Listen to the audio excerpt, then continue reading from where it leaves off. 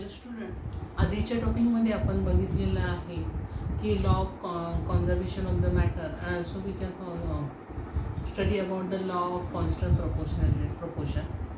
आता आपण बघणार आहोत we can study about the atoms, about their size, about their masses, about their balance.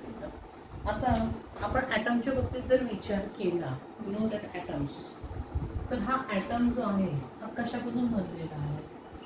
This atom is made up of the three particles. In the center, in the nucleus, there is a protons, that is which has a positive charge, and also the nucleus, which has a positive charge proton, and the neutron, and around the nucleus, the negative charge means electron can be move around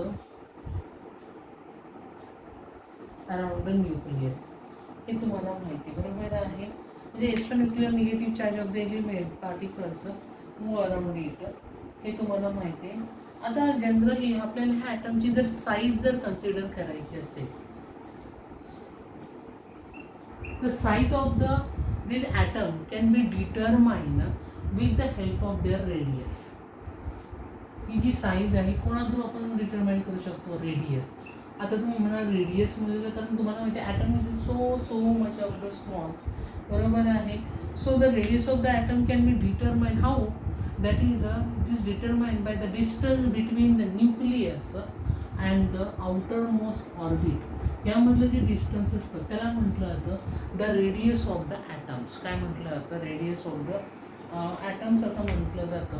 आणि ह्या radius जो आहे ह्याचं देखील एक unit आहे. ते unit आहे, ते रेडियस जे आहे हे नॅनोमीटरमध्ये मोजतात.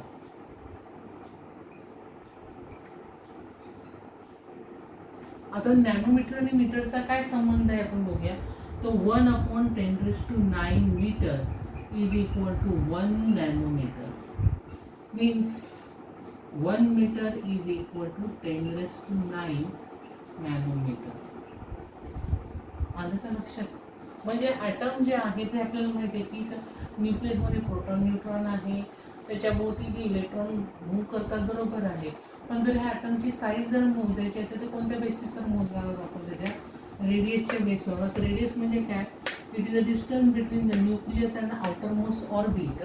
म्हणजे न्यूक्लियस आणि आउटर मोस्ट ऑर्बिटमध्ये जे डिस्टन्स असतं त्याला म्हणतात रेडियस. आणि हे रेडियस आहे which is a major express in terms of the nanometer. म्हणजे हा रेडियस जो आहे हा नॅनोमीटरमध्ये एक्सप्रेस केला जातो. Means 1/10⁹ metre is equal to 1 nanometre. Means 1 metre is equal to 10⁹ nanometre. आता you know that the atom is very very small, बरोबर आहे. आणि approximate size of the different element atoms is given by in your books. That is hydrogen atomचं atomic radius आहे 10⁻10. म्हणजे जर hydrogen जर असेल तर त्याचं जे ॲटॉमिक हे आहे ते 10⁻10 आहे. त्याचप्रमाणे वॉटरचा मॉलिक्यूल जो आहे तो 10⁻9 आहे. आणि हिमोग्लोबिन जे आपल्या बॉडीमध्ये हिमोग्लोबिन असतं तो 10⁻8 आहे, HB. म्हणजे बघा ॲटॉमची साईज किती स्मॉल आहे तुमच्या लक्षात आलेली आहे. ही size is determined with the help of the radius, बरोबर आहे. आता ही झाली तर या साईज बघा. आता तुम्हाला माहिती आहे की every particles in the nature having the mass, हे आपल्याला पहिल्यापासून आपण सांगितलेलं होतं, बरोबर आहे. मग मास ऑफ द ॲटम जर आपल्याला मेजर करायचं असेल तर कसं करणार? तर तुम्हाला लक्षात घेईल की ते mass of the atom which is a concentrated on the nucleus.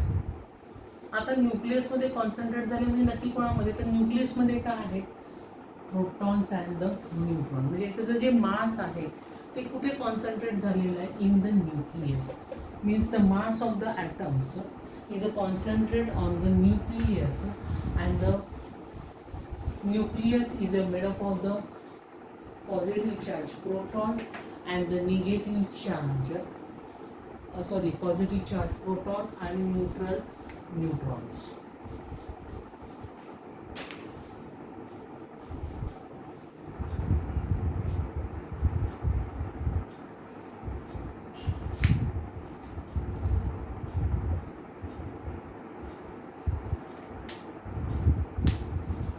आलं लक्षात तुमच्या?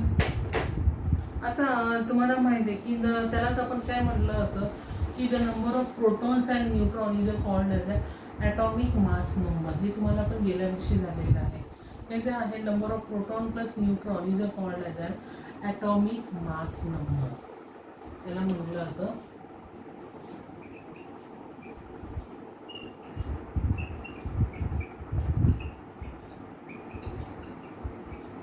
Which is denoted by the letter ए.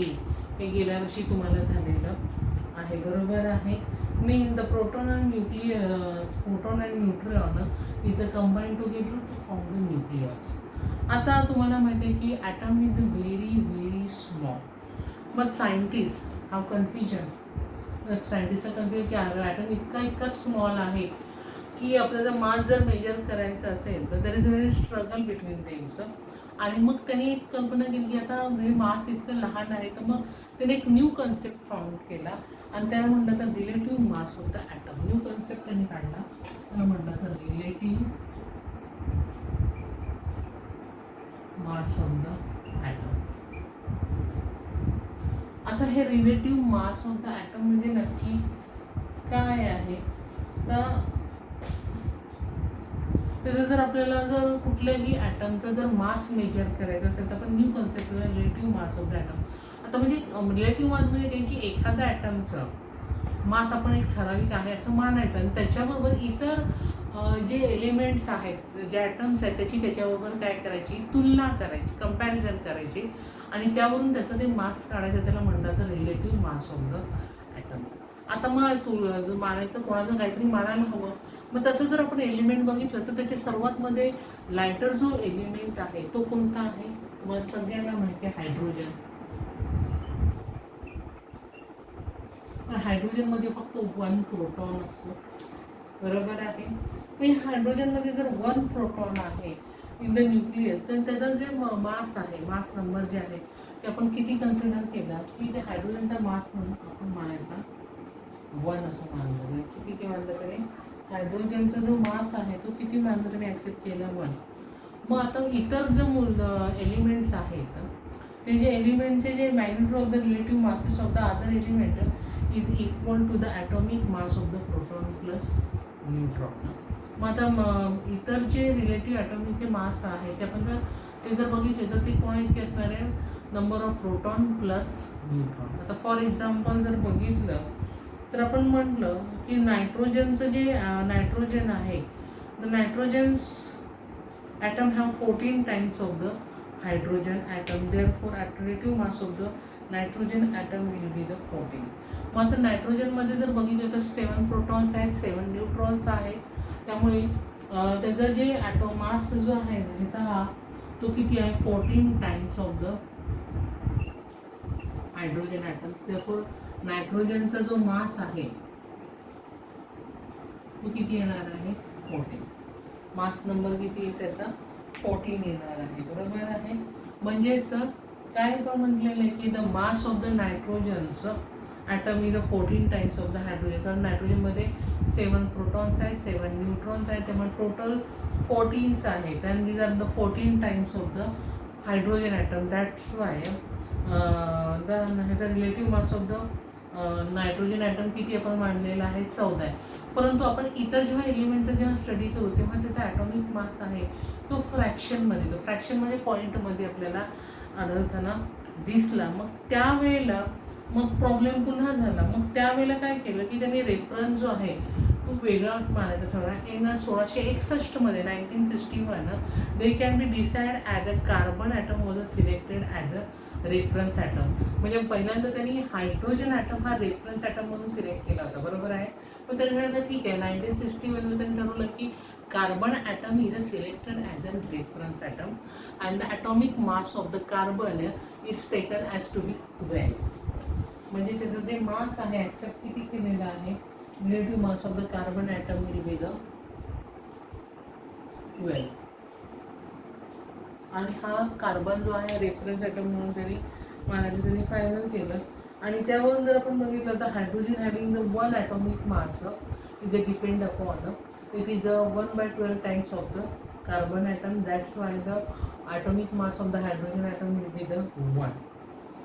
मग अशा रीतीने त्याने वेगवेगळ्या मोलिक्यूलचे वेगवेगळ्या एलिमेंटचे त्यांनी ॲटॉमिक मास काढलेले आहेत.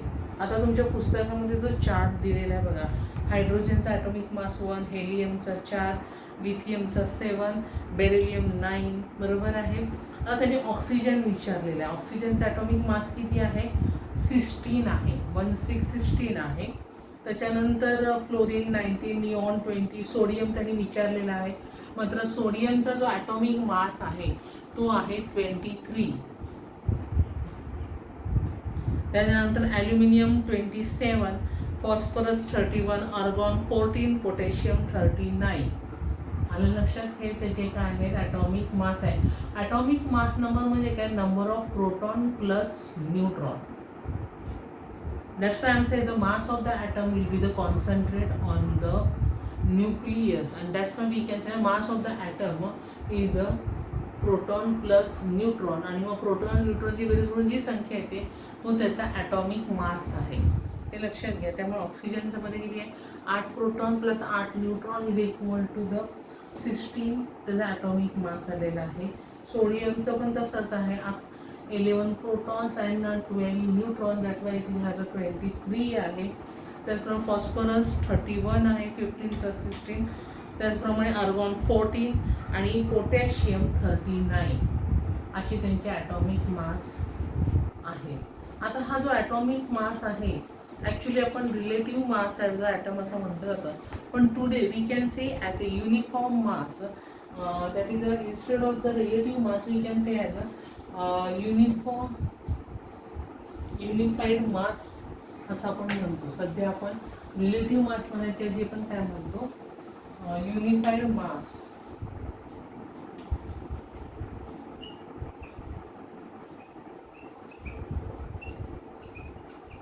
रिलेटिव्ह मासच्या ऐवजी which the measurement will be accurately the, आणि त्याचं युनिट जे आहे मासचं युनिट काय आहे? डाल्टन. ॲटॉमिक मासचं युनिट काय आहे? डाल्टन. आणि डाल्टन हे जे आहे हे यू या लेटरने दर्शवलं जातं. कोणत्या लेटरने दर्शवते? यू या लेटरने दर्शवलं जातं. आणि 1 डाल्टन इज इक्वल टू 1.66, 0, 54, 53, 94.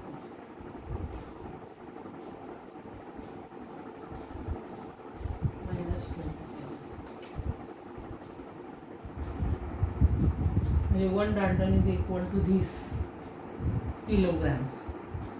आलं लक्षात? मास ऑफ द ॲटम म्हणजे आज आपण बघितलं ॲटमची साईज कशावर डिसाईड केली ते रेडियस कशामध्ये मेजरमेंट एक्सप्रेस करतात? नॅनोमीटरमध्ये. ॲटॉमिक मास कशामध्ये atomic mass concentrate on the nucleus means the number of proton plus neutron, त्याला म्हणतात ॲटॉमिक मास नंबर असं. आणि आता सध्या ॲटॉमिक मास जे आहे ते काढलं त्याला आपण म्हटलं की युनिफाईड मास असं म्हटलं जातं. युनिफाईड मास कशामध्ये मेजर केलं जातं? त्याचं युनिट काय आहे? डाल्टन. आणि डाल्टन हे यू या लेटरने दर्शवलं जातं. And 1 dalton is equal to 1.66053904 into 10⁻27 kilograms. आलं लक्षात तुमच्या? आता ह्या ज्या टॉपिकमध्ये तुम्हाला कोणकोणते टॉपिक वगळलेले आहेत ते मी तुम्हाला सांगते. त्याच्यामध्ये पान नंबर 48 वर तुम्हाला verification of the laws of the constant proportion हे दिलेलं आहे बघा. Verification of the law of the constant proportion हा जो एक छोटा वरचा ब्रॅकेट दिलेला आहे तो मात्र अभ्यासक्रमामधून वगळलेला आहे. त्याचप्रमाणे पान नंबर 49 वर, जसं 49 वरचे 2 कॉलम आहेत बघा. Atom are very tiny, 2 bracket दिलेले आहेत वर स्टार्टिंगलाच एकदम. वरचे 2 जे ब्रॅकेट आहेत चौकोन आहेत ते कॅन्सल झालेले आहेत, ते मात्र अभ्यासक्रमाला विचारले जाणार नाही आहे. ते तुम्ही नंतर असं आमंत्रण वाचन करून त्याचं ठेवायचं आहे. आलं लक्षात? मला वाटतं मी आज जे काही सांगितले तुम्हाला समज असेल. जर काही एखादा टॉपिक कळला नसेल तर पुन्हा मला विचारा, मी परत तुम्हाला सांगेन. थँक्यू.